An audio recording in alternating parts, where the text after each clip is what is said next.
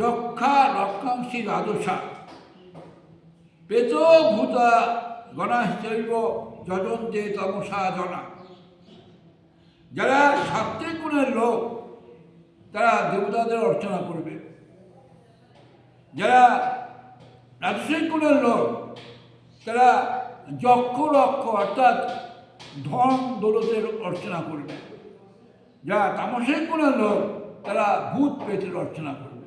দেখেছি আমরা এখানে যে একদল লোক আছে যারা অর্থ পাওয়ার জন্য গণেশের পূজা করে, ধূপদানি জ্বালায়, লক্ষ্মীর পূজা করে।